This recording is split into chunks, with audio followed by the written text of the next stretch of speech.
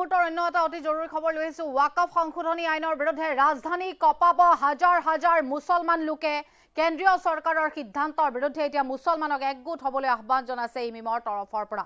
29 June সময়সীমা ইতিমধ্যে বান্ধি দিয়া হৈছে আৰু 29 জুনত বিহাৰ কঁপাবলৈ সাজু হৈছে হাজাৰ হাজাৰ মুছলমান লোক। কিছু তথ্য আছে এই সন্দৰ্ভত, বিশদভাৱে জনাই যাম।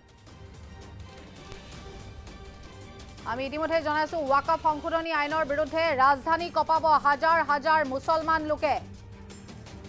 কেন্দ্ৰীয় চৰকাৰৰ সিদ্ধান্তৰ বিৰুদ্ধে মুছলমান লোকক একগোট হ'বলৈ আহ্বান জনাইছে ইমিমৰ তৰফৰ পৰা। মোদী চৰকাৰৰ ব্যৰ্থতা লুকুৱাবলৈ এই ৱাকফ সংশোধনী আইন অনা হৈছে আৰু 29 জুনত বিহাৰ কঁপাবলৈ সাজু হৈছে হাজাৰ হাজাৰ মুছলমান লোক। মোদী চৰকাৰৰ ব্যৰ্থতা লুকুৱাবলৈ ৱাকফ সংশোধনী আইন অনা হৈছে বুলি কোৱা হৈছে। ৱাকফ আইনৰ জৰিয়তে মোদী চৰকাৰে দেশত গৃহযুদ্ধৰ দৰে পৰিস্থিতি কৰিব বিচাৰিছে। সংবিধান বিৰোধী এই আইনখন কোনোপধ্যে কাৰ্যকৰী হ'বলৈ নিদিও বুলি একাংশই দিছে হুংকাৰ। দাড়ি টুপি আৰু কবৰস্থান ৰক্ষা কৰিবলৈ মুছলমান সমাজক ওলাই আহিবলৈও আহ্বান জনোৱা হৈছে। দেশৰ মুছলমান সমাজলৈ এই আহ্বান ইমিমৰ ৰাজ্যিক সভাপতি আখতাৰুল ইমানৰ।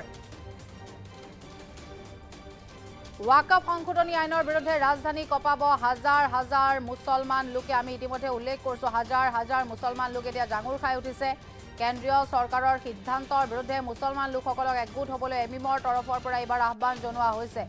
29 জুন সময়সীমা 29 জুন আৰু সেইদিনাই বিহাৰ কঁপাবলৈ সাজু হৈছে হাজাৰ হাজাৰ মুছলমান লোক। মোদী চৰকাৰৰ ব্যৰ্থতা লুকুৱাবলৈ ৱাকফ সংশোধনী আইন অনা হৈছে। মুছলমানৰ সম্পত্তি লৈ যাবলৈ আইন অনা হৈছে আৰু ৱাকফ আইনৰ জৰিয়তে মোদী চৰকাৰে দেশত এক গৃহযুদ্ধৰ দৰে পৰিস্থিতিৰ সৃষ্টি কৰিব বিচাৰিছে।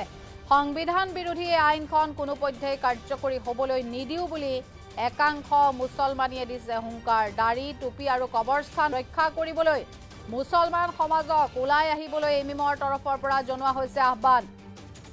দেশৰ মুছলমান সমাজলৈ আহ্বান ইমিমৰ ৰাজ্যিক সভাপতি আখতাৰুল ইমানৰ। আমি ইতিমধ্যে জনাইছো ৱাকফৰ বিৰুদ্ধে ৰাজধানী কঁপাব হাজাৰ হাজাৰ মুছলমানে। 29 জুনৰ দিন ধাৰ্য কৰা হৈছে। বিহাৰ কঁপাবলৈ সাজু হৈছে হাজাৰ হাজাৰ মুছলমান লোক। মন্তব্য আছে আগবঢ়াইছো। अब मोदी ने ये कानून सिर्फ मस्जिद वालों के लिए बनाया है। गिरजाघर वालों का भी नंबर कल आएगा, है ना।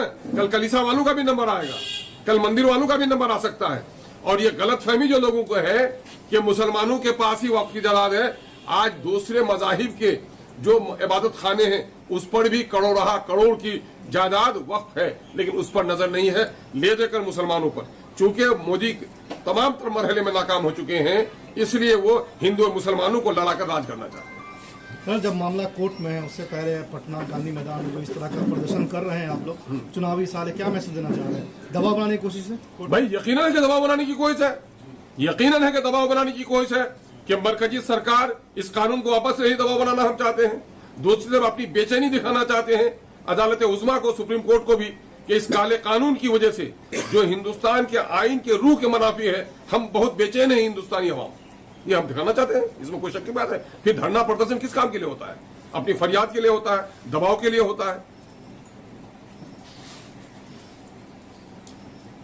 सर, यहाँ से आप लोगों को तकलीफ दी है वो ये है कि मोदी सरकार ने हिंदुस्तान में मुसलमानों का जीना मुश्किल कर दिया है। कहीं दाढ़ी के नाम पर, कहीं टोपी के नाम पर, कहीं बुरके के नाम पर मुसलमानों को परेशान किया जा रहा है। दलितों को उसके असली हुकूक से महरूम किया जा रहा है।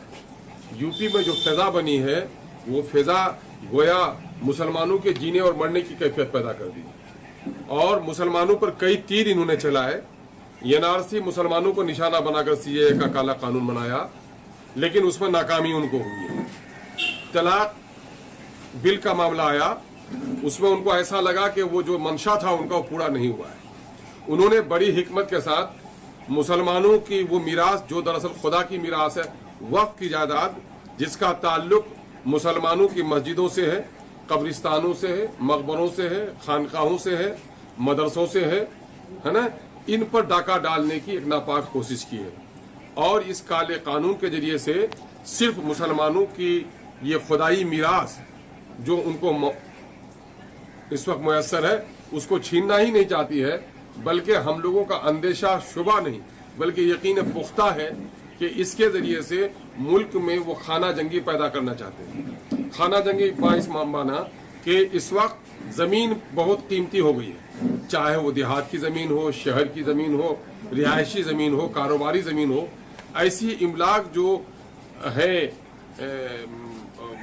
वक्त की, उस पर कुछ न कुछ उलझन पैदा करके कलेक्टर को पावर देकर ट्रिब्यूनल के अख्तियारात को खत्म कर वक्फ बोर्ड में गैर मुस्लिम मेंबरों को लाकर ये कहीं न कहीं से मुल्क में मुसलमानों पर लोगों को हमलावर करना चाहते हैं कि ताकि जमीन का झगड़ा हो और फसाद हो, उसके जरिए से मुसलमानों की मस्जिदों में ताले लगाए जाए, मुसलमानों के कब्रिस्तानों पर पाबंदी लगाई जाए। वक्त आ गया है कि मुसलमान तो चैन से जी भी नहीं पा रहा है और मरने के बाद भी साथ उसको सही तौर पर दफना नहीं दिया। ये हमारे तमाम तर स्कॉलर्स का, तमाम तर कानून के अहलकारों का और जो अक्ल सलीम रखते हैं सब लोगों को ये बात दिखाई देती है कि ये जो काला कानून है ये वतन हिंद यानी भारत के संविधान के बिल्कुल विपरीत है।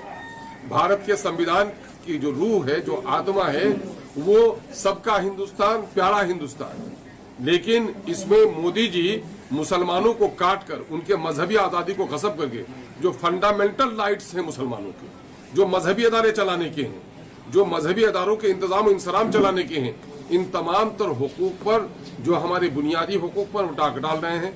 इस पर देश के अंदर में बहुत सारे लोग जो सेकुलर हैं, इंसाफ पसंद हैं, उनका मजहब कुछ भी हो, हिंदू मुसलमान मिलकर इसकी मुखालिफत कर रहे हैं। और उसका सबूत है कि पार्लियामेंट में जितने मुस्लिम मेंबर हैं उससे 7 गुना ज्यादा गैर मुस्लिम मेंबरों ने इसकी मुखालिफत की है। इसलिए इस काले कानून के खिलाफ अमीर शरीयत बिहार व उड़ीसा और झारखंड, बंगाल जनाब अहमद वली फैसल रहमानी साहब ने फैसला लिया है कि 29वीं तारीख को गांधी मैदान चलो।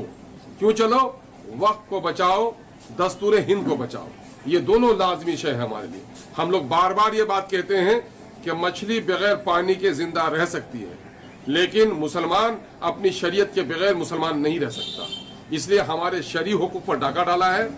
पूरे मुल्क भर से जो अमन पसंद अवाम है, जो लोग इस काले कानून के खिलाफ हैं, जिनका जमीर उनको परेशान किए हुए है, ऐसे तमाम तर लोग इस अजीमुस्सान तारीख साज कॉन्फ्रेंस को कामयाब करने के लिए गांधी मैदान आ रहे हैं। सीमांचल के लोगों से, बिलखुसूस हम मिथिलांचल के लोगों से, मगध के लोगों से, भागलपुर रीजन के लोगों से, MIM बिहार के खादिम होने के नतीजे में मैं पूरे बिहार के MIM के से जुड़े हुए अफराद से गुजारिश करता हूं, बिहार के तमाम तर मुस्लिम भाइयों से गुजारिश करता हूं